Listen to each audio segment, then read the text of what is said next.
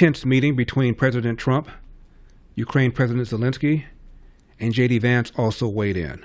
Here's more. The president engaged in censorship, but his country's government arrests people for memes and thought crimes, and even more worrisome is pressuring American companies to censor Americans on its behalf. How can he be a reliable, trustworthy partner when he says things that are demonstrably false on such an important topic? Well, we actually spoke to him about that yesterday, and we thought they took it very, very much too far. J.D. was very strong on it. So was I. So was Marco, and we've been speaking to him about it. Marco, would you like to say something about that? Yeah, we have concerns, obviously, with the conduct of theirs, particularly as it impacts Americans. And there's real concern that American speech, which is online, could fall into the hands of British or any country's jurisdiction. And so this is a point the Vice President made at Munich, and I think it's a very compelling one, that what unites us with Europe, as much as anything else, is these shared values, and one of them being free speech. And so if Americans are threatened by it, we're going to need to take action in that regard. Mr. President.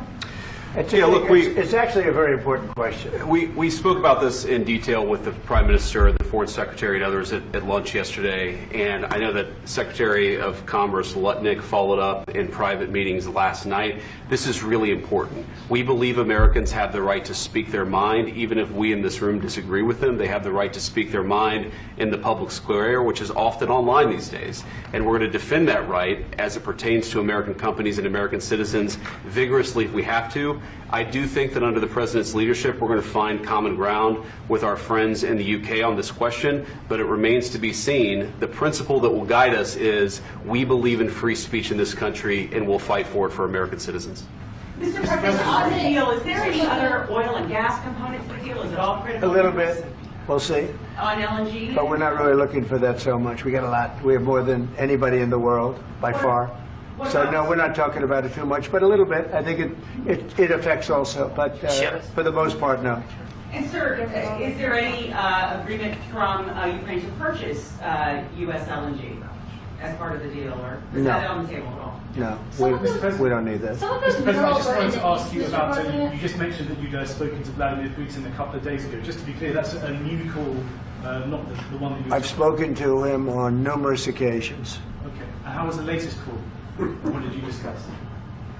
How did it go? Are you serious with that question? I am. I'd love to know. It went well. I think we're going to have a deal. On the minerals deal, Mr. President, some of those minerals are in the east of Ukraine, not far from the front lines and in areas that Russia has occupied. Will you direct President Putin to withdraw his forces from those areas if there's U.S. interest? Well, we'll take a look at the time. We have a lot of area. It's a very big area we're talking about, so we'll take a look. I'll study that and I'll see. And who would protect those minerals if they are U.S. interests? Would that be Ukrainian forces? They'll be protected. The agreement will protect them. U.S. The agreement, yeah, we're signing an agreement. Right, but what if Russia tries to invade or there's Russian aggression in those spots? I just told you I don't think that's going to happen. And if that were going to happen, I wouldn't make a deal. If I thought that was going to happen, I wouldn't make a deal. Some people may wonder why... You ought to focus on CNN on survival, not asking me these ridiculous questions. Focus on surviving, because CNN's got such low ratings. I don't think they're going to survive. Let's go. Please go. Since I already mentioned Poland. Poland was under Russian control for decades after the Second World War. When I was a kid, I looked at the United States not only as a most powerful country, richest country in the world, the country that has great music, great movies, great muscle cars, but also as a force for good. And now I'm talking with my friends in Poland, and they are worried that you align yourself too much with Putin. What's your message for them? Well, if I didn't align myself with both of them, you'd never have a deal. You want me to say really terrible things about Putin and then say, "Hi, Vladimir, how are we doing on the deal?" That doesn't work that way. I'm not aligned with Putin. I'm not aligned with anybody. I'm aligned with the United States of America and for the good of the world. I'm aligned with the world. And I want to get this thing over with. You see the hatred he's got for Putin. It's very tough for me to make a deal with that kind of hate. He's got tremendous hatred. And I understand that, but I can tell you the other side isn't exactly in love with, him either. So it's not a question of alignment. I'm aligned with the world. I want to get the thing set. I'm aligned with Europe. I want to see if we can get this thing done. You want me to be tough? I could be tougher than any human being you've ever seen. I'd be so tough. But you're never going to get a deal that way, so that's the way it goes. All right, one more question. I would respond to this. So look, for 4 years in the United States of America, we had a president who stood up at press conferences and talked tough about Vladimir Putin, and then Putin invaded Ukraine and destroyed a significant chunk of the country.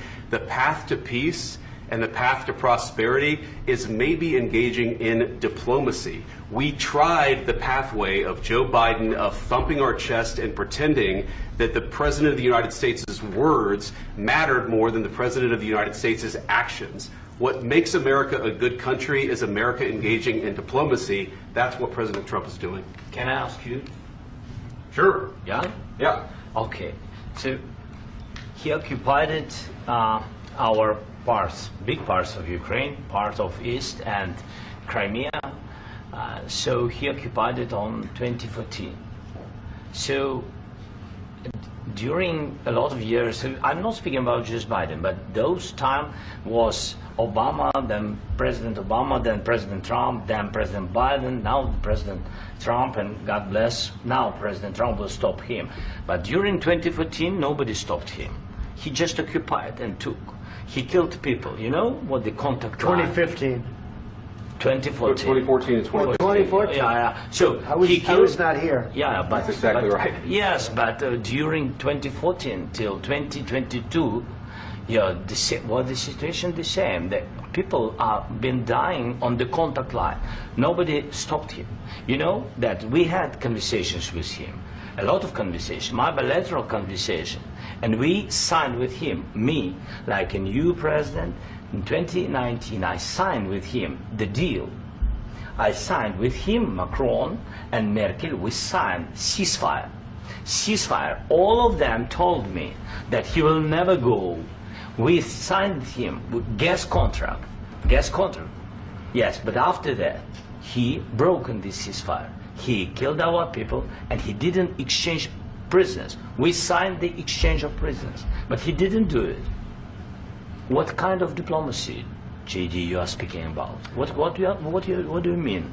I'm talking about the kind of diplomacy that's going to end the destruction of your country. Yes, but if you Mr. President, with respect, I think it's disrespectful for you to come into the Oval Office and try to litigate this in front of the American media. Right now, you guys are going around and forcing conscripts to the front lines because you have manpower problems. You should be thanking the President for trying to bring it into this conflict. Have you ever been to Ukraine that you say what problems we have? I have been to. Count once. I've actually watched and seen the stories, and I know what happens is you bring them on a propaganda tour, Mr. President. Do you disagree that you've had problems bringing people into your military? And do you think that it's respectful to come to the Oval Office of the United States of America and attack the administration that is trying to prevent the destruction of your country? A lot of questions. Let's start from the beginning. Sure. First of all, during the war, everybody has problems. Even you, but you have nice ocean and don't feel now, but you will feel it in the future. We will continue the rest of this exchange, the excerpt from this exchange, on the other side. 888-971-SAGE, 888-971-7243. And Zelensky just completed an interview, about 20 minutes, with Fox News' Brett Baer, at the end of which he apologized. Here is the rest of the exchange between President Trump, President Zelensky, and J.D. Vance. Don't tell us what we're going to feel. We're trying to solve a problem. Don't tell us what we're going to feel. I'm not telling you. Because you're in no position to dictate that. That's exactly what you're doing. You're in no position to dictate what we're going to feel. We're going to feel very good. You will feel influence. We're going to feel very good and very strong. You will feel influence. You're right now not in a very good position. You've allowed yourself to be in a very bad position, and he happens to be right about it. From the very beginning of the war. You're not in a good position. You don't have the cards right now. With us, you start having cards. Right now, you don't. You're playing cards. You're playing cards. You're gambling with the lives of millions of people. You're gambling with World War III. You're gambling with World War III. And what you're doing is very disrespectful to the country, this country, that's backed you far more than a lot of people said they should have. Have you said thank you once? This A lot entire of meeting? times. No, in this Even entire meeting, today. have you said thank Even you? today. You went to Pennsylvania and campaigned for the opposition in October. Offer some words of appreciation for the United States of America and the president who's trying to save your country.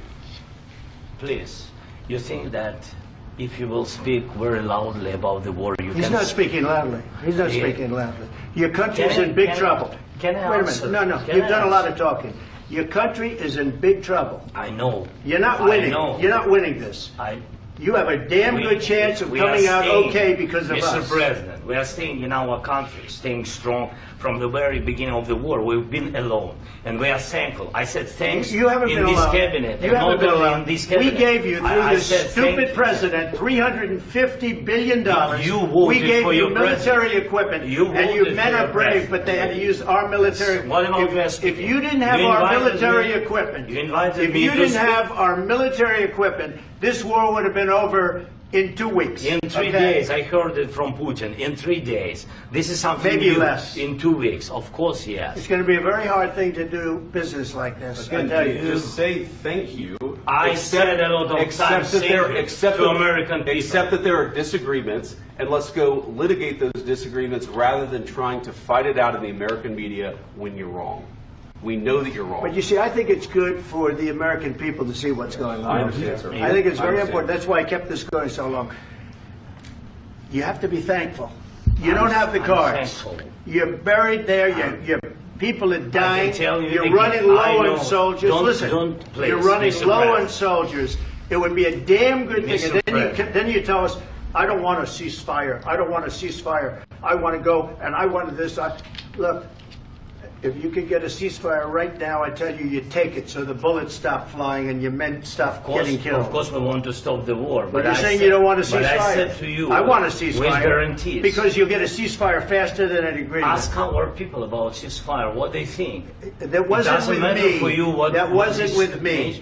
It That was with wasn't with a you. guy named Biden, who was not a smart person. This That is was your, with, this that was is with your Obama. president. It was your president. Excuse me. That was with Obama, who gave you sheets, and I gave you javelins. Yes. I gave you the javelins to take out all those tanks.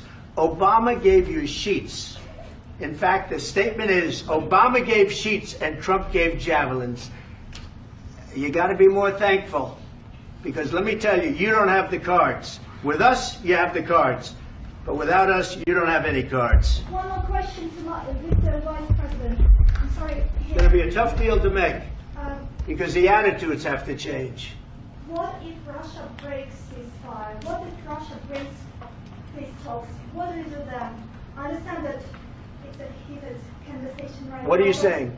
what She's if asking, what if Putin Russia breaks the breaks ceasefire? What if anything? What if a bomb drops on your head right now? But they have Okay? broken the What if they ceasefire broke it? many I don't know. They broke it with Biden, because Biden, they didn't respect him. They didn't respect Obama. They respect me. But what- Let me tell you, Putin went through a hell of a lot with me. He went through a phony witch hunt where they used him and Russia. Russia. You ever hear of that deal? That was a phony Hunter Biden, Joe Biden scam. Hillary Clinton, Shifty Adam Schiff. It was a Democrat scam. And he had to go through that. And he did go through it. We didn't end up in a war. And he went through it. He was accused of all that stuff. He had nothing to do with it. It came out of Hunter Biden's bathroom. It came out of Hunter Biden's bedroom. It was disgusting. And then they said, oh, the laptop from hell was made by Russia. The 51 agents. The whole thing was a scam. And he had to put up with that. He was being accused of all that stuff. All I can say is this. He might have broken deals with Obama and Bush, and he might have broken them with Biden. He did, maybe. Maybe he didn't. I don't know what happened. But he didn't break them with me. He wants to make a deal. I don't know if you can make a deal.